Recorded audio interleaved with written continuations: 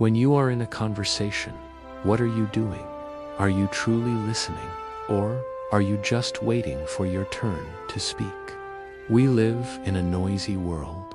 Everyone wants to be heard. Everyone wants to be right. But in our rush to speak, we have lost the art of understanding. We hear the words, but we miss the heart. This was the flaw of a brilliant young arbitrator named Elias. In his village, Elias was a legend. His mind was a steel trap, his logic unassailable.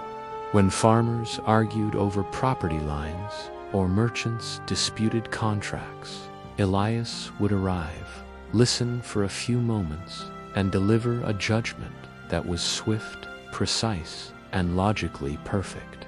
He solved problems, but no one ever left his presence feeling truly seen. The villagers admired his intellect, but they kept their distance. They left his arbitrations feeling cold and misunderstood, as if he had solved a puzzle but ignored their pain. Elias was lonely.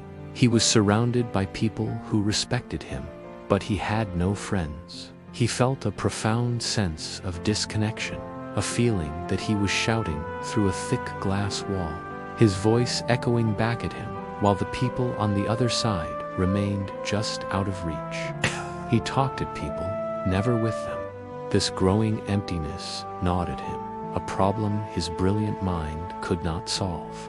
One day, an old traveler spoke of a woman named Amara, who lived alone by the great waterfall. They said she was a healer, but not of the body. They said she could resolve any conflict, no matter how bitter, without ever speaking a single word of judgment. Elias was skeptical, but also deeply intrigued. How could anyone solve anything without speaking, without applying logic? Driven by his own quiet desperation, he decided to seek her out. He journeyed for days, the sound of the waterfall growing from a distant hum to a thundering roar that shook the very ground. He finally found her, an old woman with eyes that held the calmness of a deep forest. She was sitting peacefully on a large, smooth rock near the very edge of the deafening cascade, her eyes closed, seemingly lost in meditation. The spray from the falls misted her face, but she did not flinch. Elias had to shout to be heard over the immense power of the water. He cupped his hands around his mouth. How can you hear anyone here? How can you heal conflict in all this noise? It is too loud. Amara opened her eyes. They were not filled with the sharp intelligence Elias was used to, but with a vast, open stillness. She did not answer his question. Instead, she gestured with a gentle hand for him to sit beside her on the rock. He did, feeling awkward and out of place in the overwhelming sound. Amara picked up two simple clay cups from beside her. One was empty. The other was filled to the brim with murky, brown water, thick with mud and sediment. She took a pitcher of clear, pure spring water and began to pour it into the full cup.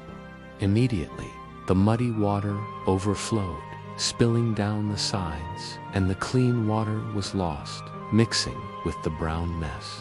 None of it entered the cup. She stopped pouring and looked at Elias, her gaze direct but kind. Her voice was soft, yet it carried clearly over the roar of the waterfall. Your mind is like this cup, she said. It is so full of your own thoughts, your own logic, your own answers.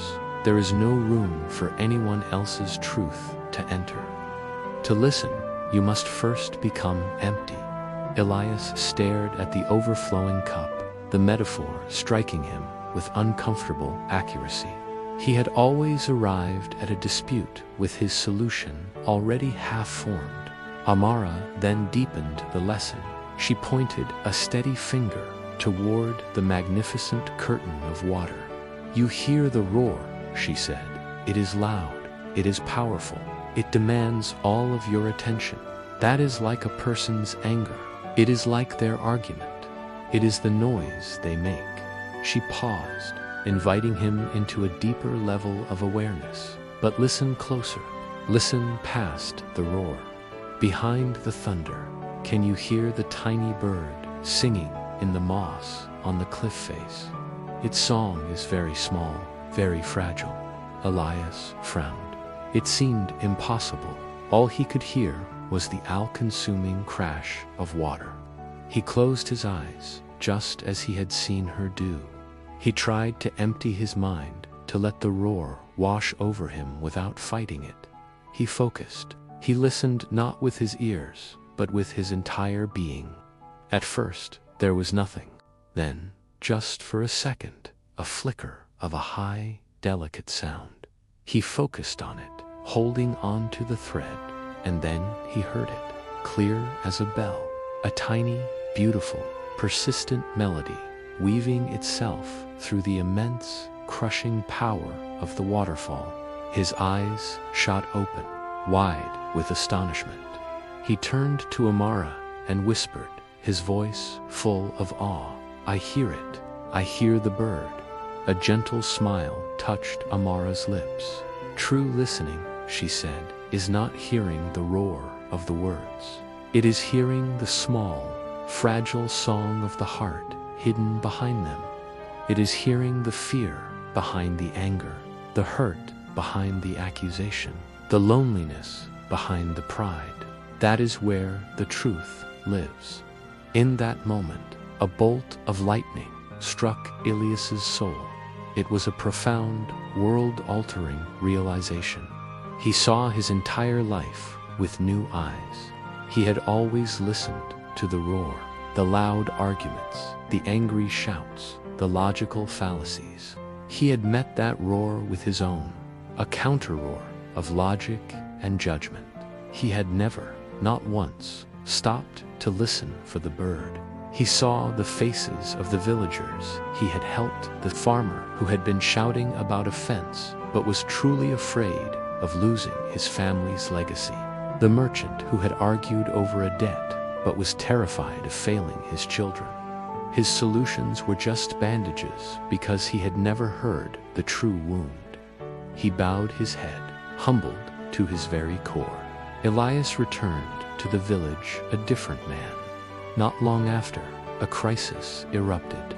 An angry merchant stormed into the village square, shouting at Elias, accusing him of a past judgment that had cost him dearly. The old Elias would have immediately interrupted, dissecting the man's flawed argument with cold precision. The new Elias did something else. He stood still. He became an empty cup. He looked at the merchant, whose face was red with fury, his voice a roaring torrent of blame. Elias ignored the roar. He closed his eyes for just a second, and he listened. He listened for the bird, and he heard it. He heard the trembling song of fear and desperation hidden beneath the rage. He opened his eyes, and instead of arguing, he looked directly at the merchant and said gently, his voice full of a warmth no one had ever heard from him before, "You are afraid of losing your shop, aren't you? You are afraid you can no longer provide for your family." The merchant stopped shouting. His rage vanished as if it had never been there. His face crumpled, his shoulders slumped, and tears began to stream down his cheeks. He nodded, unable to speak.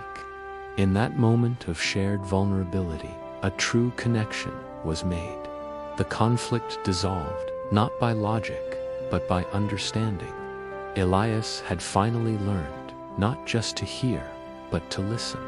The moral is that true listening requires us to empty our minds of our own answers and listen past the noise of words.